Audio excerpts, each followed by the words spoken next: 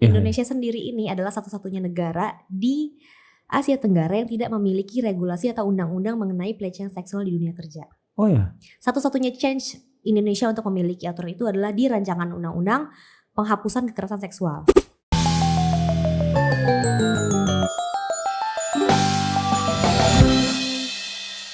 Ya loh, ketemu dengan saya Putut EA, Kepala Suku Mojo. Tamu kita saat ini dari jauh. Ini mungkin pertama kali ini narasumber dari luar kota. Jogja. Iya, luar Jogja.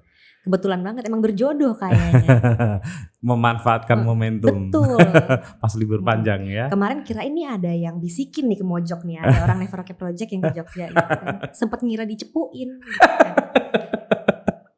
Mbak Viana Duyanti dari Never Okay Project. Ya. Halo Mbak. Halo Mas. Rencana berapa hari di Jogja? Sampai habis liburnya. 31 lah baru Waduh, pulang. lumayan ya 6 hari. 7 hari jatuhnya. Oh Kan karena minggu. datangnya. Aku dari Minggu. Oh. Minggu sampai Minggu lagi kemungkinan. Waduh. Rencana kemana aja? Karena emang kesininya bawa turis yang belum pernah ke Jogja ya biasa. Bawa turis beneran? Enggak usah turis Jakarta gitu kan. Bukan turis bule. Ada orang Jakarta yang belum pernah ke Jogja? Ada ternyata. Kayaknya mainnya cuma di Kalideres doang. Jadi kayak ya lain kali harus kita datangkan ke sini. Ada orang Jakarta belum pernah ke Jogja. Dia bener-bener yang belum pernah ke Jogja secara yang main, kayak ke Ulun Sentalu belum pernah, ke Candi juga jarang kayak gitu. Terus dia bilang kayak, "Oke, gue mau ke Jogja, bawa gue ke tempat-tempat turis gitu." Ya udah. Jadi nanti Mbak Viana ini dari Never Okay Project. Nanti kita ngobrol soal lembaganya. Iya, jangan ngobrol. Ya. Jangan ngobrolin yang aneh-aneh jadinya. Tapi asli dari mana Mbak? Aku asli Jakarta. Sempat SMA-nya di Samarinda. Cuma kalau kuliah S1, S2 di Jakarta.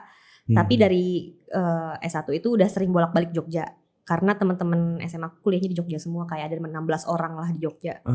Jadi sudah sangat akrab banget sama Jogja. Udah kayak rumah kedua jatuhnya. Wih, seriusan. Oh, dan sempat kerja juga untuk perusahaan Yogyakarta. Oh ya? Dulu. Jadi dia buka studionya jatuhnya di Jogja, tapi nyari proyeknya di Jakarta. Nah, aku representatifnya di Jakarta. Wah, itu enak tuh kayak gitu. Gitu. Kerjanya di Jogja, rezeki Jakarta. Betul. Itu impian orang Jogja tuh. Kayak gitu. Langsung aja ya kita cerita soal Never Okay Project. Boleh. Jadi ini lembaga yang komunitas ya. Jangan bilang lembaga. Amin gitu nantinya jadi ya. lembaga. Komunitas yang mengadvokasi isu-isu pelecehan seksual di dunia kerja. Lebih spesifik lagi. Kita lebih spesifik lagi. Gitu. Bisa diceritakan awal mulanya lembaga ini berdiri? Iya, jadi sebenarnya kalau isu pelecehan seksual itu udah mulai naik ya. Tapi kalau misalnya isu pelecehan seksual di dunia kerja itu sendiri tuh akhirnya mulai naik itu setelah ada Me Too Movement. Pernah dengar Me Too Movement? Yang Harvey Weinstein yang di USA. Oke. Iya, itu yang pelecehan seksual kepada artis-artisnya. Iya. Nah, itu ya. Akhirnya kan akan ada lahirlah gelombang feminis yang berikutnya kayak gitu kan. Terus juga saat ada Me Too Movement itu kita akhirnya di Indonesia kayaknya mulai ibaratnya menular juga lah kayak gitu kan, mulai diomongin juga. Nah itu momentum akhirnya Never Okay Project mulai terbentuk. Nah kalau misalnya secara pribadi aku sendiri, aku udah concern di pelecehan seksual dunia kerja dari kuliah, karena skripsiku pun itu tentang itu. Oke. Berarti ini sedikit banyak terinspirasi sama Me Too Movement. Terinspirasi dari Me Too Movement. Nah kalau misalnya Never Okay-nya sendiri itu awalnya karena inisiator kami si Alvin Nicola itu dia tuh lelaki yang sering dicurhatin sama teman-teman perempuannya mengenai isu ini. Kayak yang dia pulang kerja ketemu temennya, tiba-tiba temennya cerita, gue kayak gini diginiin gini. Alvin sendiri sebagai lelaki mau berempati juga agak sulit karena satu dia berbeda gender, dia punya privilege yang emang gue nggak bisa ngerasain apa yang lo rasain di kantor kayak gitu. Betul. Karena satu mungkin gue nggak sensitif karena gue nggak pernah dilecehin. Kedua ya cerita ini mungkin agak kurang kena bagi gue. Terus kayak dia nanya, kenapa sih lo gak cerita sama orang HRD lo atau kayak teman kantor lo?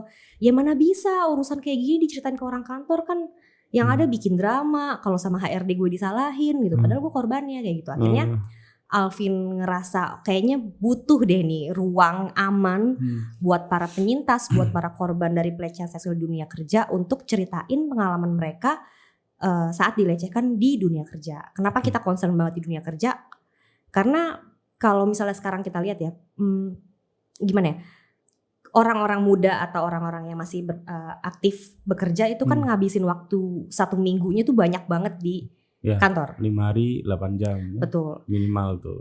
Kalau misalnya di tempat yang mereka tiap hari kerja aja itu ngalamin kesulitan yang seperti ini, gimana mereka mau meningkatkan produktivitas kayak bekerja atau kayak mengembangkan karirnya kayak gitu-gitu. Jadi kayak akhirnya Alvin ngerasa sebenarnya ini kok isu yang concernnya butuh banget diangkat, walaupun selama ini udah diangkat kayak sama aku via skripsi kayak gitu. Tapi kan orang kalau ngomongin juga kayaknya abis ngomongin hilang, nggak ada tindak lanjutnya gitu loh, nggak ada kayak gimana nih ke depannya kayak gitu. Masa cuma cerita doang terus bubar kayak gitu kan. Akhirnya Alvin berinisiatif bikin website. Jadi kita awalnya website aja. Awalnya website ya? Dulu. Kalau orang-orang websitenya bagus. Iya, di neverokeproject.org. Yeah. Di situ bisa dilihat cerita-cerita penyintas yang asli mereka tulis sendiri. Jadi mereka submit ke kita, nanti kita up di artikel kayak gitu tentang pengalaman-pengalaman mereka saat dilecehkan di dunia kerja kayak gitu. Nah, dari website akhirnya kita mulai kayaknya animonya mulai banyak nih karena kita nggak nyangka kayak dalam 1 bulan tuh bisa masuk cerita satu udah banyak ya. Kalau untuk kasus kekerasan berbasis gender, 1 is too many gitu kan. Ternyata dalam 1 bulan bisa masuk 3 atau 5 cerita kayak gitu. Yang menurut kita kalau misalnya orang udah sampai cerita di website, tentunya itu dia nggak bisa ditanggung sendirian kan. Betul. Akhirnya kita mulai ngadain survei kecil-kecilan. Kayak mereka ngerti nggak sih kalau di dunia kerja ini harusnya bebas dari pelecehan. Karena beberapa orang yang kita ngobrolin, yang kita datengin gitu, kalau ngomongin pelecehan seksual di dunia kerja, mereka bilangnya kayak bukannya itu udah biasa ya, bukannya itu budaya ya. Ya itu kan bercandaan di kantor, kalau nggak kayak gitu nggak luwes kayak gitu. Padahal nggak kayak gitu loh. Kayak dinamika di tempat kerja bisa terjadi secara sehat, nggak harus lewat sex jokes atau kayak pelecehan-pelecehan ringan kayak gitu. Saya baca beberapa ininya sebetulnya banyak dialami di kehidupan sehari-hari ya, kayak nemenin klien karaokean gitu-gitu ya. Itu kayak yang sebenarnya kalau di kerjaan ya itu bagian dari pekerjaan gitu kan. Cuma ya akhirnya kita berusaha gimana kalau kita sekalian bikin aja edukasi formal lah ibaratnya, lewat konten, lewat sosialisasi, lewat kerja sama lembaga dan institusi, ke employer, ke perusahaan-perusahaan tentang raising awareness soal isu ini kayak gitu. Dan akhirnya kita juga masuk ke lembaga-lembaga, ke pemberi kerja tentang isu ini pelecehan seksual di dunia kerja. Kita juga kayak menerima konsultasi kalau misalnya mereka mau bikin program atau mau bikin regulasi kayak gitu, kita juga bisa bantu karena kebetulan yang pengurus di Neveroke-nya juga bisa menyanggupi untuk membantu gitu loh, kayak bikin regulasi segala macam. Kalau awalnya itu waktu mereka bercerita, terus apa yang dibantu atau disupport oleh Neveroke? Pertama kita pasti akan assessment kebutuhannya mereka. Kebutuhan korban itu yang paling penting sih buat kita. Jadi setelah ada cerita masuk, kita langsung balas emailnya nggak lebih dari 1 kali 24 jam. Kita tanya, apakah kamu baik-baik saja? Kamu membutuhkan penanganan apa nih kayak gini? Apakah kamu butuh pendampingan psikologis? Apakah kamu butuh didampingi untuk dilaporkan ke kepolisian jika emang ternyata kasusnya udah berat kayak misalnya udah sexual assault gitu kan? Nanti biasanya mereka balas kayak nggak apa-apa kok, kita cuma butuh cerita kayak gitu. Nah dari itu kita ngerti bahwa telling story adalah sebagian dari healing proses kayak gitu. Dan emang ternyata banyak banget yang bilang setelah cerita mereka lebih lega kayak gitu. Tapi kalau misalnya emang ternyata ada yang butuh penanganan psikologis, karena kita juga deket sama teman-teman Lentera, teman-teman Pulih, itu kan emang lembaga yang bisa mendampingi secara psikologis, kita akan alihin mereka ke situ kayak ini kita nomor Lentera, nomor Pulih, silakan di reach out. Nanti bilang aja dapat nomornya dari Neveroke Project kayak gitu. Ini misalnya begini, ada orang X anggaplah begitu, dia mengalami pelecehan di dunia kerja, terus bercerita di Neveroke, tapi kan pelecehannya itu sendiri nggak selesai. Itu gimana tuh biasanya Neveroke mendampingi yang kayak gitu? Maksudnya nggak selesai itu kayak dia kan tetap berhadapan terus dengan situasi kerja yang sama. Kan di Neveroke-nya kan masih dalam tahap hanya bercerita gitu kan.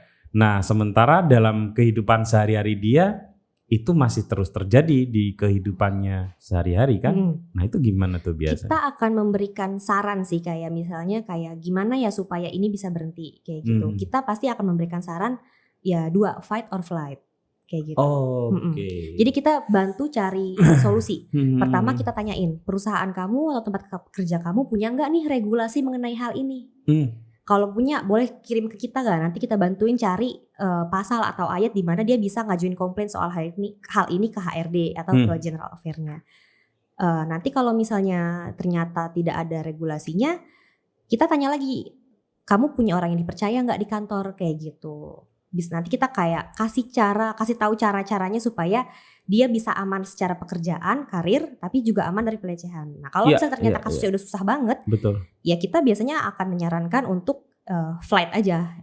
Ini demi well-being kamu bertahan demi pekerjaan, tapi secara well-being yang gak baik-baik saja malah nantinya bisa depresi. Karena kalau dari survei-survei kita setiap tahun ngadain survei.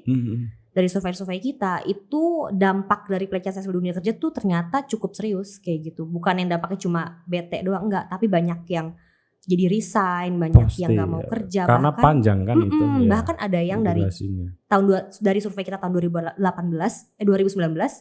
itu 2% dari respon kita bilang mau bunuh diri kayak gitu. Jadi memang ternyata ini seserius itu. Kayak gitu. Nah, ketika kemudian mereka mau didampingi gitu ya, seperti yang tadi Anda ceritakan, itu kan berarti masuk ke tahap psikologi yang lebih lanjut tuh kan. Ini awalnya kira-kira nih, koreksi saya kalau keliru. Kalau misalnya tadi cerita kan bisa saja anonim atau sangat individu, tidak terekam oleh orang lain gitu ya. Terus kemudian mereka mau didampingi, artinya mulai dibuka next level gitu. Untuk membuat mereka speak up itu susah gak sih? Betul, susah sekali. Karena yang pertama terkadang mereka tuh udah dapet perasaan bahwa ini adalah salah saya. Self blaming kayak yang iya kali ya. Mungkin karena pakaian saya terlalu ketat, dan kalau di Never Again Project kita kan tidak mengutamakan gender tertentu. Jadi kayak mau laki-laki, perempuan, intersex, binary terserah gitu kan. Dan mereka responnya hampir sama, kayak kadang-kala saat kita dekati lebih lanjut mereka bilang kayak apa salah aku ya? Kayak gitu. Jadi memang saat ini yang pertama kita lakukan adalah kita percaya dulu ke mereka. Bikin mereka percaya bahwa kita ini menerima apapun alasan, excuse ataupun cerita yang mereka punya. Dari situ kita bangun kepercayaan. Nanti mereka baru mulai akan bercerita secara lengkap, secara runut kayak gitu. Nah, kalau kita ngerasa wah kayaknya ini udah butuh pendampingan psikologis nih, baru akan kita rujuk ke orang yang lebih profesional. Tapi kalau cuma cerita dan kayak nanyain gimana sih caranya buat ngadepin bos atau manajer yang kayak gini, ya kita bisa kasih bantu cara-caranya. Gitu. Saya baca banyak kisah menarik di websitenya Never Okay. Salah satunya sebetulnya ini bagi saya ya secara pribadi, saya baru tahu loh kalau ini ternyata bisa menimbulkan satu ada perasaan pelecehan seksual tuh yang cerita soal rombongan liburan ke Bali. Yang laki-laki ya biasa kan, ya laki-laki tidur sama laki-laki, terus itu waktu tidur dipotret lagi ya, dan itu disebar di grup kantor untuk bahan candaan. Mungkin ini bagi teman-teman juga yang menonton ini ya, mungkin sering bukan hanya mengalami, mungkin melakukan juga gitu sebagai bahan candaan. Ternyata itu bisa menimbulkan satu perasaan yang depresif ternyata ya. Iya, karena balik lagi kita kan nggak bisa nebak-nebak state of mind orang saat itu. Yang mungkin menurut kita suatu bercandaan, siapa tahu buat dia itu hal yang sensitif. Entah dia punya trauma di belakangnya, ataupun dia ternyata memang tidak seterbuka itu. Jadi memang kita pengen mengajarkan bahwa jadilah pekerja yang punya empati tinggi kayak gitu. Buat kita bercanda, buat orang lain belum tentu. Dan kalau di cerita itu aku masih ingat banget, itu cerita yang lumayan bikin kaget juga waktu kita terima. Itu kan gak cuma sekedar difoto, tapi ditelanjangin dulu. Jadi dibuka dulu bajunya, dia lagi outing ya. Ya lagi outing. Outing ini masih termasuk dunia kerja. Makanya sekarang namanya pelecehan di dunia pelecehan seksual di dunia kerja, bukan di tempat kerja. Jadi selama masih ada outing sama teman kerja. Iya, bukan berarti harus di kantor. Betul, ya. Mau lagi meeting, mau apa di luar. Pergi keluar kota.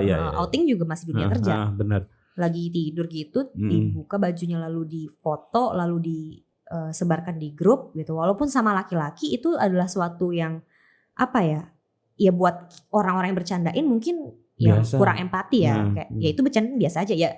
Ya jelas buat mereka biasa aja. Toh bukan mereka kan yang digituin kayak gitu. Nah, tapi untuk yang jadi targetnya itu adalah bukan suatu bullying lagi, itu merupakan pelecehan seksual. Atau si pelaku merasa bahwa ini kalau terjadi di saya nggak apa-apa, padahal mungkin secara psikologis berbeda. Berbeda kayak gitu. Jadi memang kita berusaha mendorong teman-teman pekerja itu memiliki empati yang tinggi sesama pekerja. Toh tujuannya sama kok, kayak mau cari kerja kan, mau cari uang. Kenapa harus bercanda dengan cara nyakitin orang lain kayak gitu.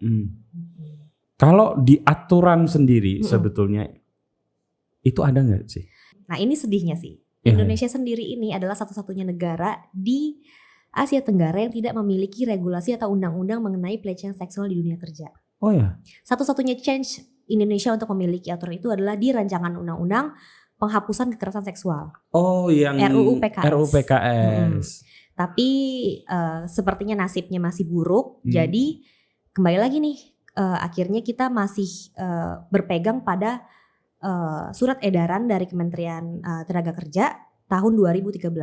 Itu cuma surat edaran, Mas. Jadi kalau misalnya isi surat edaran itu mengenai jangan melakukan pelecehan di dunia kerja, udah aja. Surat edaran 1 lembar.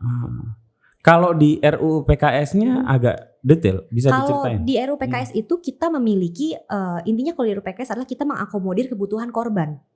Oh ya. Di mana saat misalnya korban lagi bekerja, lalu saat korban bekerja lalu mengalami pelecehan seksual, otomatis dia harus ngurusin kantor polisi, ngurusin dimanapun, dia dilindungi haknya sebagai pekerja. Jadi nggak boleh dipecat, nggak boleh dikurangin gajinya. Intinya perusahaan mewajibkan untuk melindungi dia saat dia menjadi korban. Gitu. Walaupun nggak secara spesifik tidak boleh ada pelecehan, itu pasti ya di RUU PKS. Cuma kita lebih concern ke bagaimana negara melindungi si korban itu, termasuk korban pelecehan seksual di dunia kerja. Gitu. Jadi sekarang kalau misalnya sekarang gimana regulasinya tergantung kantor masing-masing. Nah ini salah satu program Never Okay Project juga. Kita berusaha datangin ke kantor-kantor buat ngenalin campaign ini. Kayak perusahaan kalian apakah sudah gender sensitif? Kita nggak langsung bilang pelecehan seksual karena biasanya langsung defensif kan. Bilang, enggak kok kita nggak ada pelecehan seksual di sini gitu. Pasti kita ngomongnya apakah sudah gender sensitif. Nanti kita jelasin lagi gender sensitif soal apa kayak gitu. Kita kalau mereka bilang, oh itu udah balance kok perempuan laki-lakinya. Oh iya, bagaimana culture-nya, bagaimana hubungan relasi antara perempuan dan laki-lakinya, atau bagaimana relasi antara atasan dan bawahan. Karena kan memang kata kunci di pelecehan seksual adalah relasi kuasa kan. Ya. Ada nggak kesulitan ngomong itu di perusahaan-perusahaan? Ada beberapa sektor yang kita agak kesulitan. Kalau aku boleh sebutin ya sektor pemerintahan sulit.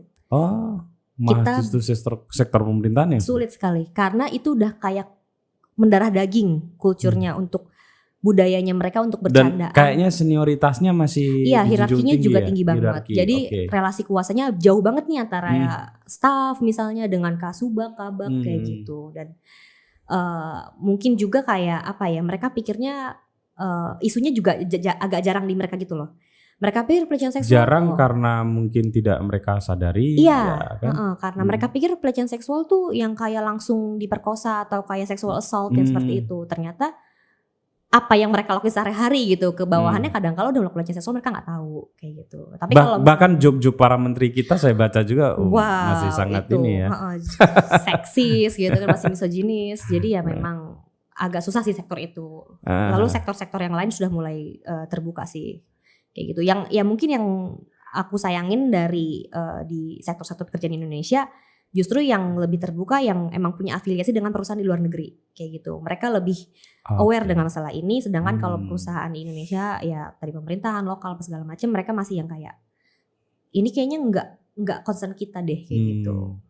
Mbak Viana sendiri dulu gimana sih kok tertarik bergabung di OK Project? Kalau aku sendiri kebetulan aku dari kampus, dari kuliah. UI ya? Beliau dari kriminologi UI. Angkatan berapa kalau boleh tahu? Aku 2009. Itu emang udah mempelajari soal hal ini. Dan kebetulan saat aku magang, dulu magang di pemerintahan. Kalau aku boleh sedikit cerita tentang backgroundku dulu. Aku di pemerintahan mengalami pelecehan seksual saat lagi magang. Aku yang benar-benar anak kuliahan datang ke kantor itu nggak tahu apa-apa, nggak ngerti apa-apa, tiba-tiba harus menghadapi hal kayak gitu, bingung. Jadi ya terima Dan aja. Anda sudah tahu kalau itu bentuk pelecehan. Tahu nggak tahu Mas?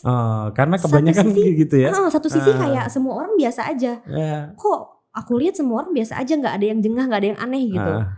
Kok aku nggak suka gitu digituin gitu. Betul. Nah itu dari situ sambil magang, sambil belajar segala macam, ternyata apa yang terjadi sama aku ternyata merupakan pelecehan seksual kayak gitu. Dan akhirnya aku bikin skripsi tentang pelecehan seksual di dunia kerja di tempat yang aku magangin itu. Itu berarti di kantor pemerintahan. Jadi kuantitatif juga di kualitatif. Aku pakai bahkan kayak observasi partisipatoris. Jadi kayak aku juga bisa partisipatoris. Bisa kalau untuk penelitian feminis itu bisa. Jadi kayak enggak di kantor itu di kantor bisa. Itu diem-diem. Tapi ada yang mau ikut partisipasi gitu. Pas aku datang ke kantornya bawa skripsinya, mereka semua marah sih. Karena kayak apaan ini, nggak ada kayak gini di kantor kita. Terus loh ya ngomong sih mbak ini pak ini kok gitu kan. Cuma kayak ya aku nggak ngomong juga sih kayak siapa-siapanya, cuma kayak ini intinya narsumnya valid. Mereka udah nandatanganin NDA bahwa kejadian ini adalah nyata, ada terjadi di sini. Dan aku juga ngerasain, jadi ya udah gitu. Silakan mau dibaca enggak juga nggak apa-apa kayak gitu. Apa yang ingin Anda katakan di situ, di penelitian itu? Kesimpulannya adalah tingginya relasi kuasa antara atasan dan bawahan, dan juga ruang kerja yang tidak gender balance karena benar-benar didominasi oleh laki-laki.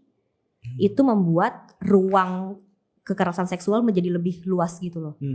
Jadi kayak seandainya mereka bisa gak usah langsung mengeradicate atau kayak ngapusin pelecehannya gitu, atau ngubah budayanya agak susah ya. Mulai dari sistem rekrutmennya yang kayak oke, kita harus mulai ngambil status quo yang perempuannya 50%, laki-laki 50%, mungkin dengan keadaan yang balance budaya juga mulai bisa berubah kayak gitu. Jadi karena waktu itu juga kebetulan pas aku lagi magang, mereka lagi assessment untuk penerimaan gitu loh, penerimaan. Jadi kayak siapa tahu dengan skripsi ini kalian bisa netepin status quo bahwa perempuan harus lebih banyak di departemen ini kayak gitu. Di Mojok gitu tuh. Iya teman-temannya. Kalau udah mulai agak gak imbang laki-laki sama perempuan, saya sebagai pimpinan langsung untuk penerimaan ini harus perempuan ya. Ya tak bahwa yang memilih bukan saya sudah pasti. Karena kalau di kami pemilihan rekrutmen pegawai itu dilakukan oleh teman-teman yang berkepentingan. Gitu. Jadi karena mereka yang akan sehari-hari bekerja di situ. Yang akan sehari-hari berinteraksi kan bukan saya dengan mereka, tapi antar orang di situ. Jadi mereka yang melakukan perekrutan internal, perekrutan sendiri gitu. Ya dari luar tapi dilakukan oleh tim itu sendiri. Nah saya hanya bisa ngasih keputusan kayak gitu. Ini kok jumlah laki-lakinya udah mulai nggak seimbang. Nah saya bilang ini harus perempuan kalau sekarang saatnya gitu. Jadi saya memang berharap sih ya kebetulan saya pernah sedikit belajar itu juga. Jadi kalau suara perempuannya agak secara kuantitinya lebih cukup banyak atau berimbang, sebetulnya itu agak bisa lebih diminimalisir. Ibaratnya kita bilang kayak supaya nggak kehilangan sentuhan gender lain lah kayak gitu. Terkadang kan kalau terlalu banyak perempuan juga jadinya kurang balance kayak terutama gitu. Dalam pembagian ruang yang kecil-kecil lah, pembagian ruang kerja. Kalau udah suaranya perempuan sama laki-laki berimbang kan mereka bisa berdebat tuh. Iya betul. Iya kan, sebaiknya bagaimana. Nah ruang politik yang ada di paradigma perempuan kan agak berbeda dengan laki-laki. Kalau mereka nggak mencoba mempertahankan itu kan ruang itu menjadi tidak balance gitu. Betul. Nah, itu sih. Nah, sebetulnya selain relasi kuasa, apa sih yang membuat dan tadi itu ya ketidakseimbangan gender di lingkup kerja, apa sih yang membuat pelecehan seksual biasanya terjadi atau rentan terjadi? Normalisasi. Kayak kultur berarti. Kultur. Jadi budaya. Jadi yang sebenarnya mungkin korban rasa ataupun sebenarnya orang lain rasa itu adalah pelecehan, tapi di situ normalisasinya kuat sekali, bahkan yang punya kuasa itu ibaratnya bosnya, atasannya, manajernya menormalisasi hal tersebut, ya itu nggak akan hilang. Akan ngudek aja di situ terus tuh. Jokesnya bercanda kayak gitu. Kalau nerima lewat lihat fisik, nerima pegawai lewat lihat fisik. Terus kalau mau entertain klien harus perempuan ataupun laki-laki dengan good looking apa segala macem ya kayak gitu, normalisasi. Jadi itu sih kita ngerasa karena adanya normalisasi ya susah dihilanginnya. Memang kita selalu bagus kalau misalnya pegawainya sudah sadar, tapi alangkah lebih baik dan bagusnya lagi jika yang punya kuasa yang sadar, bosnya, foundernya, CEO-nya, seperti itu. Iya, lebih gampang sih. Kayak saya tadi, kalau sudah saya putuskan ini harus perempuan ya mereka mau nggak mau tetap harus cari yang perempuan gitu. Soal proses dan yang lain sebagainya ya saya serahkan. Sama satu lagi sih ada yang lebih bagus langkah baiknya, negara. Kalau negara bisa punya regulasi yang tegas, mungkin cerita yang masuk ke Never Okay gak akan sebanyak ini kayak gitu sih. Berapa banyak sih? Kita sekarang udah lebih dari 150 cerita kayaknya. Dan kayaknya makin bertambah seiring dengan banyak orang yang tahu Never Okay. Ini tuh baru dari ini ya Mas, baru dari website ya. Kadang tuh kan ada yang masuk cerita lewat telepon, DM, terus DM Twitter ataupun lewat akun lain kayak misalnya akun pekerja tuh kan ada akun HRD gitu kan. Dia emang banyak followersnya. Kadang-kadang suka buka thread yang kayak kalian ada cerita tentang perlendiran gak di kantor kayak gitu. Nanti tuh banyak tuh yang cerita tentang kayak gimana dia harus ngelayanin bosnya, gimana dia harus ngelayanin klien kayak gitu. Nah nanti dari si akun tersebut dia akan ngerujuk ke Never Okay. Kamu kalau mau cerita coba ke Never Okay Project, siapa tahu bisa dibantuin assessment untuk nyelesain masalahnya. Nah balik tadi Anda kan sudah menyelesaikan skripsi, terus gimana tuh ceritanya prosesnya bisa gabung? Karena waktu itu jadi abis skripsi aku lanjut S2 di K3. Sama ya? Di UI juga. Kesehatan Keselamatan Kerja. Kriminologi juga? Enggak, itu di bawah Fakultas Kesehatan Masyarakat. Oh itu kesehatan. Jadi emang aku concern banget soal pekerja jatuhnya. Aku ngerasa hidupku nih kedepannya bakalan jadi pekerja nih sampai aku pensiun. Aku pengen tahu well-being pekerja tuh dilihat gak sih sama orang atau dilihat gak sih sama perusahaan. Makanya aku masuk ke K3. Ternyata di K3 dia lebih ngebahas hazard. Sebenarnya ada hazard psikologis. Ini kan masuknya hazard psikologis kan kalau pelecehan seksual. Tapi ternyata kalau di K3 itu hazard fisik yang lebih dilihat. Kayak kejedot gitu kan, kesandung. Iya. Ya udah lulus dari K3, ternyata aku lihat sulit untuk masuk ke lingkungan K3 dan nembak masalah isu ini. Karena isunya juga balik lagi, culture-nya juga masih bermasalah. Akhirnya aku belokin setir, ya udah aku kerja di teknologi aja deh gitu. Sambil aku bantu-bantu kayak movement gerakan-gerakan yang emang isunya di sini. Nah saat itu foundernya Never Okay, Alvin tuh udah ngejalanin Never Okay Project tuh udah sekitar 6 bulanan. 6 bulan 7 bulan lah. Itu 2018. Nah pas dia buka open for volunteer, ya aku daftar. Jadi aku udah Tapi kenal. Tapi sebelumnya udah kenal kan? Udah, ya, karena kan dia junior. Dia 2012 krim, aku 2009 krim. Gitu. Udah kenal, tapi aku gak mau masuk yang gara-gara kenal. Aku masuk mau gara-gara emang kompetensiku emang menyanggupi lah gitu untuk jadi volunteer Never Okay Project.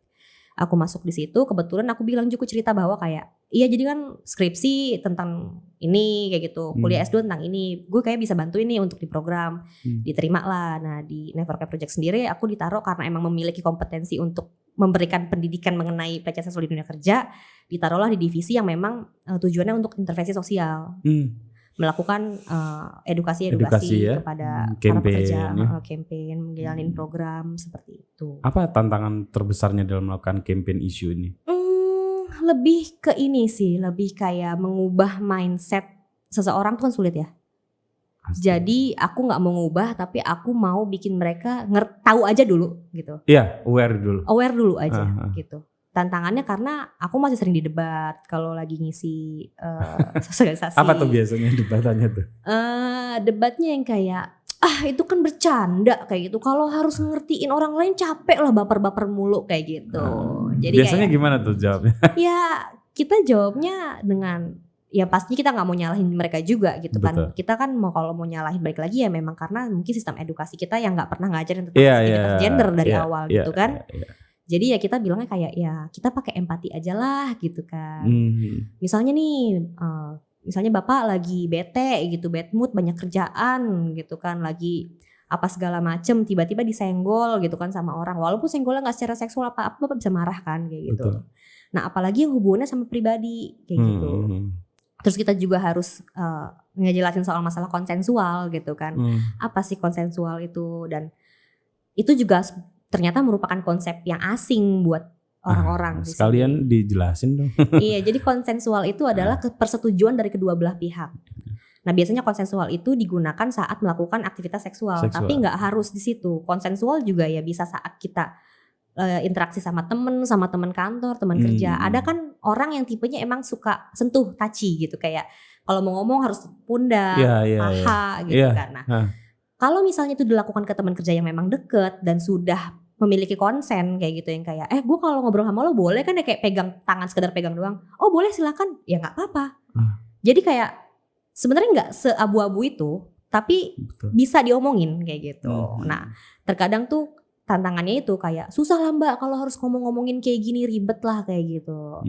Jadi ya kadang kita berusaha ngejelasin dari awal lagi gapnya di mana, kurangnya di mana kayak gitu. Karena level knowledge antara audiens saat lagi aku ngisi sosialisasi itu kan emang beda banget kan kadang-kadang kayak gitu. Tapi sejauh ini so far nggak ada masalah yang berat sih. Jadi aku masih maju terus. Iya.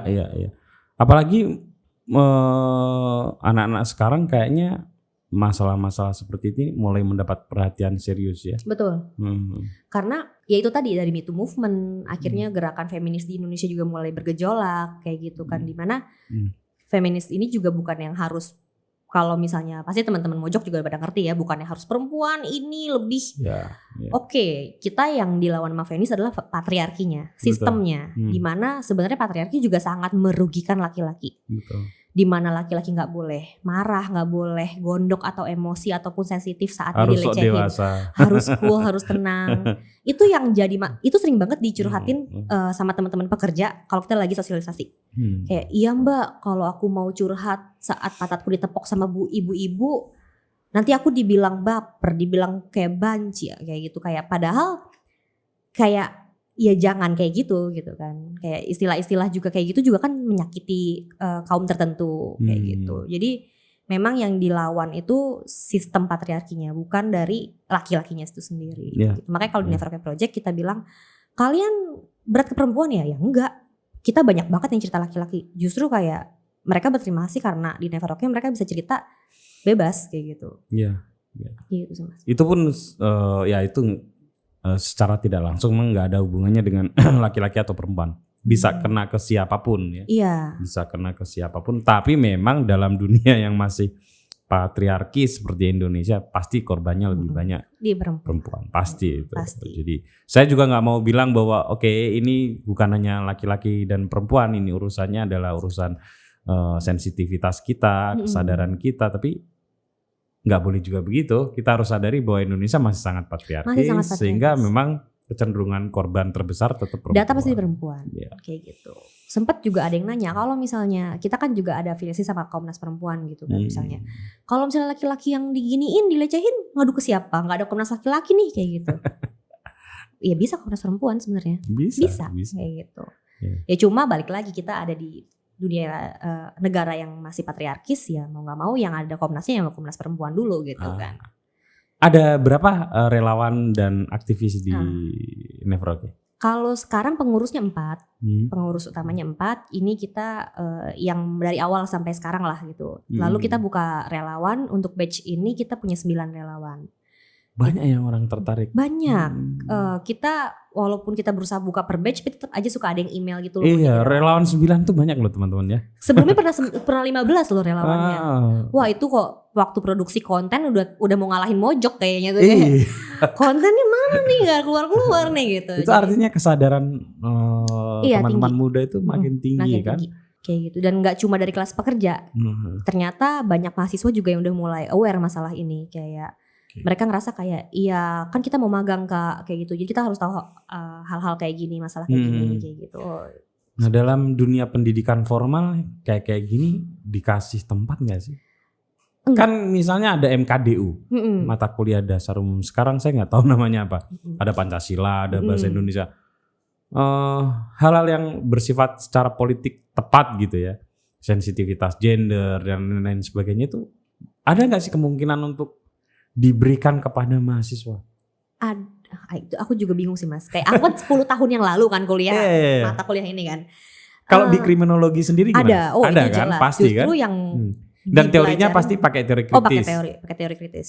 Iya, oke. tergantung sih, kadang kalau lagi belajar postmodern pakai postmodern kayak gitu. Intinya kita kalau di kriminologi kita belajar tentang gender, tentang kelompok minoritas, tentang viktimologi, itu dipelajarin. Kalau di kriminologi dikupas tuntas blas. Makanya banyak kan keluar anak kriminologi langsung jadi feminis kayak gitu. Enggak cewek, enggak cowok, semua jadi feminis. Karena memang kita lihat bahwa memang ini isu yang parah yang emang ada di Indonesia kayak gitu. Nah, kalau di mata kuliah lain kayak aku tanyain misalnya dia anak MIPA gitu. Lo belajar gak sih tentang hal ini? Enggak. Gender aja baru tahu ya karena udah berseliweran di media sosial. Betul. Kalau enggak, nah itu pun yang akhirnya banyak bikin salah persepsi gitu loh. Banyak yang bilang, "Oh, SJW" kayak gitu kan. SJW lo kayak feminis lo kayak gitu-gitu. Nah, intinya tuh kayak ya karena memang mereka ini yang pas dapat edukasi formal nggak dapat isu tentang ini kayak gitu, nggak dijelasin kayak gitu. Ini kalau Pak Nadiem Makarim tuh mumpung masih jadi menteri karena muda dan agak pasti lebih mudah memahami isu seperti ini. Pasti. Saya kira sangat mungkin di perguruan tinggi ada semacam mata kuliah dasar gitu ya, yang memuat tentang materi-materi yang prinsipil dalam kehidupan ini, misalnya tadi itu tentang gender dan sensitivitas, tentang penalaran kritis gitu ya, tentang kesadaran ekologi mungkin itu saya kira bagus buat generasi muda gitu, biar itu menjadi awareness yang lebih dulu ada sebelum proses-proses intelektual selanjutnya. Gitu. Jadi memang sebagai dasar sih, base-nya gitu. Terserah habis itu mau belajar apa, tapi sebagai manusia yang berinteraksi sama manusia lainnya, makhluk sosial gitu kan, punya nih base-nya kayak gini. Ya terkadang kayak gitu, kayak aku ngambil salah satu sektor yang memang sektor IPA gitu ya, tambang lah gitu. Di situ dinamika antara makhluk antara pekerjanya ya tidak ada istilahnya ngomongin gender apa segala macem. Bahkan kalau ngomongin hal itu kayak yang apa sih, kan ada kodratnya masing-masing kayak gitu. Bukan balik ke kodrat, ini masalah manusia sama manusia. Betul. Kayak gitu. Bahkan yang sudah diatur pun agak kacau kalau nggak ada kampanye yang baik. Misalnya saya sering sedih ya. Misalnya masih ada banyak kelas menengah kita yang bilang buruh nggak perlu demonstrasi. Itu. Pertama mereka juga buruh. Aku buruh loh Mas. Nggak tahu gitu ya. Sama kita walaupun saya pimpinan saya juga buruh juga kan. Iya kan. Itu saja nggak ngerti bahwa mereka itu bagian dari buruh. Bahwa buruh itu diperbolehkan untuk demonstrasi. Dijamin oleh undang-undang loh itu. Makanya. Jadi itu kan lontaran-lontaran yang menurut saya itu tidak masuk akal. Ya. Tidak masuk akal karena mereka sebetulnya bagian dari buruh. Dan buruh itu diperbolehkan oleh undang-undang untuk melakukan demonstrasi gitu. Jadi apa yang dilanggar oleh buruh kan nggak ada. Tapi hal yang seperti ini mestinya kan bisa dipelajari sejak awal gitu di bangku kuliah gitu ya. Atau kalau perlu di SMA gitu. Karena mungkin pelajaran culture tadi lebih banyak juga kita dapat di masa remaja. Iya, karena kan interaksi sosialnya lebih kencang pas saat remaja kan. Gitu, cuma ya kita lihat bercandaan ngawur-ngawur kita itu kan bisa ditolerir terus di SMA gitu. Apa sih tantangan kedepannya untuk tetap menjalankan project ini? Satu, regulasi sih, kita masih berkutat di situ. Kayak percuma kita tiap hari aku keluar masuk kantor ngomongin sosialisasi, tapi kalau misalnya dari atasnya sendiri nggak ngewajibin atau nggak ada regulasi mengenai pelecehan seksual di dunia kerja, ya kita bisa ngasih ada impactnya tapi kecil gitu. Jadi alangkah baiknya jika memang yang paling atas gitu, yang maha kuasa, maksudnya negara gitu bisa ngasih regulasi yang tepat. Dan kita juga Never Okay Project juga kan menjalin kerja sama teman-teman buruh juga kan. Kita sering ngadain diskusi karena emang concern kita kan pekerja, jadi buruh juga. Sorry, kalau di buruh yang kayak misalnya yang massal ya, manufacturing gitu, itu lebih rentan kan mesti. Oh jelas, kita punya penelitian tahun 2019 awal kerjasama dengan IBCW, International Business Coalition Women Empowerment, untuk mengadakan penelitian mengenai pelecehan seksual di dunia kerja di lingkungan manufaktur. Itu ternyata memang sangat mengkhawatirkan. Jadi memang satu, tingkat pengetahuan mereka rendah banget tentang hal tersebut. Mereka tuh nggak tahu kalau itu ternyata pelecehan seksual. Kedua, ternyata walaupun sudah terjadi, saat diadukan ke pihak pabrik atau pihak perusahaan nggak bisa mengakomodir kebutuhan korban. Betul. Dan yang ketiga, saat kita pun mau melakukan sosialisasi agak sulit, berat, karena kayak kalau kita ngelakuin otomatis mereka berhenti waktu produksi kan. Kayak gitu. Jadi banyak hal-hal yang emang ya tantangannya di situ. Jadi kita paling kalau kayak gitu kita kerjasama sama teman-teman perempuan Mahardika buat. Oh iya perempuan Mahardika itu kayaknya banyak buruhnya ya. Itu memang persatuan buruh perempuan. Persatuan buruh perempuan. Sama Mbak Vivi gitu kan. Jadi ya udah kita ya udah yang bisa ikut aja kayak gitu. Jadi kita emang regularly ngobrol sama Mbak Vivi, ngobrol-ngobrol. Yuk kita ngobrol sama buruh dari mana yuk kayak gitu. Itu aja sih. Kalau mereka sendiri sebetulnya tanggapannya di buruh perempuan sendiri gimana di manufaktur? Mereka gimana ya Mas? Mereka hidup aja tuh kadang mestinya untuk bekerja aja itu udah pusing gitu kan. Pasti, untuk mikirin hal ini tuh udah di luar hal itu. Betul. Ya kadang diterima itu aja. Maksud saya. Kecuali udah sampai sexual assault ya, itu akan diusut gitu. Tapi kalau yang setiap sehari-harinya dilecehin secara verbal kayak gitu ya mereka kadang udah telan aja lah daripada ribet gitu kan. Iya. Gitu. Padahal ternyata itu berefek ke well-beingnya mereka, ke mentalnya mereka. Jadi nggak bisa di rumah akhirnya stres misalnya, malah akhirnya terjadi kekerasan domestik kayak gitu, marah sama anaknya, marah sama suaminya kayak gitu. Karena di kantor ternyata atau di pabrik dia ditekan dengan pelecehan-pelecehan yang didapatkan dari entah koleganya atau atasannya kayak gitu. Sebenarnya dampaknya banyak, domino efeknya tuh banyak. Cuma ya balik lagi, kadang karena dampaknya nggak langsung, jadi nggak suka dianggap serius juga sih. Kayak gitu. Teman-teman pemirsa dan pendengar ya mungkin bisa sedikit membayangkan gimana persoalan kayak gini di buruh perempuan kita gitu ya. Mereka bekerja fisik ya 8 jam gitu. Itu saja kan monoton dengan peraturan yang ketat. Betul. Gitu ya. Tingkat stres yang tinggi. Masih mendapatkan pelecehan. Terus kemudian pulang ke rumah mereka harus merawat anak, memikirkan dapur gitu ya. Terus harus dalam tanda kutip berinteraksi dan melayani suami gitu ya. Bisa kebayang betapa menderitanya kalau kayak gitu. Dan saya nggak ngerti tuh gimana tuh cara membantu mereka untuk merilis dan mengadvokasi supaya agak lebih nyaman menghadapi hidup ini.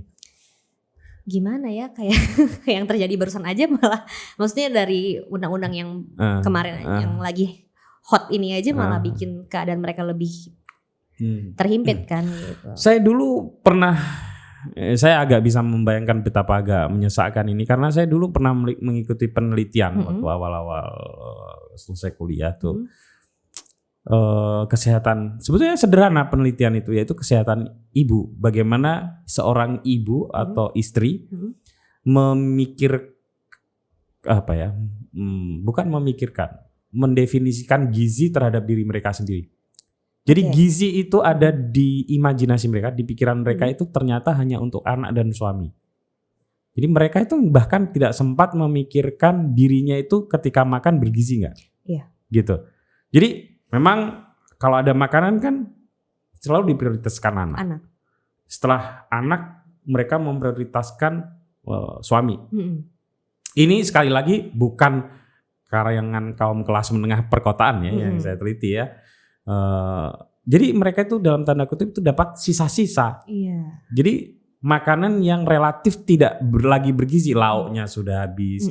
Kalaupun nasi mungkin sudah nasi yang di paling bawah sendiri gitu. Sayurnya pun hanya sisa-sisa, bukan berarti sisa-sisa dari piring suami, enggak, tapi lauk yang sudah dimakan, yang sudah dihabiskan oleh anaknya, oleh suaminya, dan baru kemudian dia makan gitu. Itu agak, dari sisi itu saja sebetulnya sudah agak mengerikan. Ya, apalagi tadi itu secara mental gitu ya. Dan saya nggak bisa bayangin itu karena buruh itu kan banyak banget. HRD kayak gitu jalan nggak? Itu balik ke kantornya sih, kayak untungnya sekarang kayak lebih progresif ya, lebih terbuka, udah mulai banyak HRD muda yang bisa ngedobrak kultur kantor ataupun kultur pabrik seperti itu. Cuma kembali lagi kalau misalnya pemilik modal atau employernya itu tidak mementingkan hal ini, udah menormalisasi, ya sulit juga sih Mas. Gitu. Dan kita juga sering nemuin kasus di mana HRD-nya itu tidak berpihak kepada korban tapi lebih berpihak kepada perusahaan. Kayak menjaga nama baik perusahaan, menjaga prestis perusahaan. Jadi kayak lebih kayak ya nyalahin korban, victim blaming, kayak mungkin kamu kali yang berpakaian tidak senonoh, mungkin kamu kali yang centil kayak itu gitu. selalu ada sih kayak gitu ya. Padahal kayak peraturan pertama dalam kasus kekerasan seksual adalah percayai korban, seperti itu. Itu sih. Jadi emang diubahnya emang agak sulit lah gitu. Cuma ya kita berusaha. Salah satunya Never Okay Project yang masih berusaha kenceng lah ibaratnya. Kalau boleh tahu untuk menjalankan seluruh aktivitas ini gimana? Olinya, finansialnya gimana? Awalnya kita semua dari dompet masing-masing. Dari dompet masing-masing. Karena di Never Okay Project itu kita masih sistem volunteer. Jadi aku dan pengurusnya juga nggak ada yang dibayar. Justru kita yang mengeluarkan modal ABC. Dan sekarang kita kan setiap ngisi sosialisasi kita buka donasi. Terserah mau ngasih berapa. Nggak ngasih juga nggak apa-apa. Kita senang diundang untuk ngomong seperti ini. Ini jatuhnya kerja dari hati sih mas. Kayak semua pengurusnya, semua volunteernya itu benar-benar punya kerjaan 9 to 5. Jadi kadang kalau misalnya yang penulis konten nih di sela-sela kerja dia buka nulis konten. Kalau aku karena kebetulan kerjaan day jobku fleksibel. Jadi aku bisa siang-siang dari kantor cabut ke kantor lain buat ngisi sosialisasi kayak gitu. Jadi bisa memang ya, begitu ya. Iya kayak double job. Ya emang butuh hati sih. Kalau nggak pakai hati terus kita semua udah keluar karena emang pasti berat sih. Kita punya kayak untuk tim konten ada editorial plan-nya, weekly meeting. Udah nggak dibayar ya kan. Pekerjaannya sendiri bukan hal yang gampang gitu ya. Mungkin menyita emosi bukan hanya fisik gitu. Iya sih kayak ya gitu. Kan? Ya sebenarnya lebih ke emosi sih justru. Emosi ya. Kalau kerja isu-isu yang menguras emosi. Iya kayak gitu. Jadi sejauh ini kalau misalnya kita ada donasi yang masuk larinya ya buat campaign lagi. Yuk bikin produk yuk bikin barang. Ya bikin ini yuk riset yuk kayak gitu. Ya bagi pemirsa dan teman-teman pendengar silakan buka website neverokayproject.org. Di situ ada jendela donasi. Betul. Silakan kalau mau berdonasi itu sangat berguna bagi kelangsungan komunitas ini. Iya. Nyebutnya masih maunya komunitas. Komunitas. Ada rencana mau dibikin legal? Ada banget. Ternyata itu bukan cuma untuk itu penting untuk kepentingan ini sih, lebih kayak kita kan pengen banyak program nih, program yang kadang-kala kepentok sama dana. Saat pasti. kita mau sebenarnya saat kita minta atau kita minta dana hibah atau donasi itu ada yang ada banyak yang nggak banyak sih, ada yang mau ngasih cuma sulit karena kita nggak punya rekening atas nama lembaga kayak gitu. Administratif. Jadi kayak kita ke depan akan legal untuk kepentingan itu sih, dan siapa tahu ke depannya kita bisa jadi bikin konsultasi juga.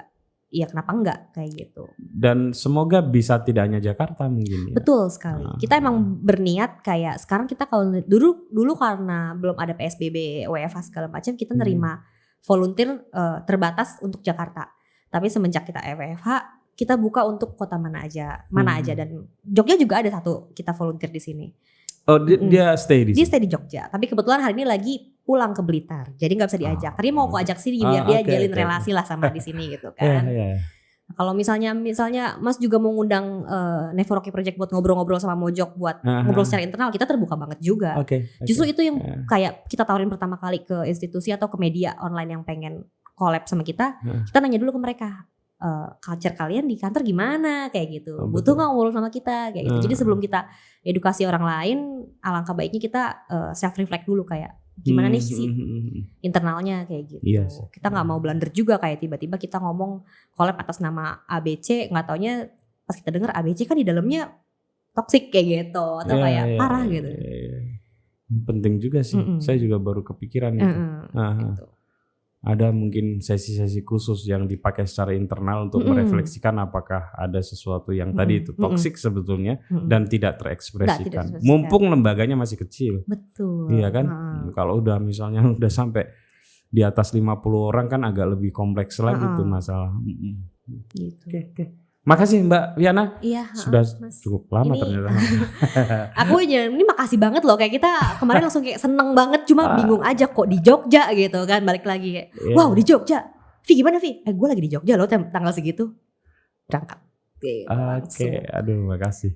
Makasih banget ya. Kita seneng banget diundang sini. Ya, dan selamat menikmati liburan. Iya, pastinya. Yang jelas ya macet lah Jogja, tapi nggak apa-apa. kan nikmatin aja. Betul, Lagi betul. liburan. Banyak orang yang bukan banyak, masih ada orang yang menggerutu di Jogja karena jalan macet kalau kayak gini. Tapi saya selalu bilang apa sih susahnya untuk senang dengan kebahagiaan Betul. orang. Toh nggak gini terus gitu lah. Apalagi lagi situasi kayak gini banyak orang yang ya stres lah ya. Ya mungkin ini kontribusi kota kita kepada teman-teman yang lain dari luar kota. Jadi yang di Jogja sih biasanya yang sadar pada ngalah duluan. Oh, Ya kasih kesempatan yang dari Jakarta, Semarang, Surabaya, Bali untuk liburan lah di sini menikmati Jogja. Makasih Mbak Viana. Iya, makasih. Oke, teman-teman, sampai ketemu lagi dengan tamu saya yang lain dan jangan lupa buka websitenya Never Okay Project. Kalau bisa klik kolom donasi. Betul banget.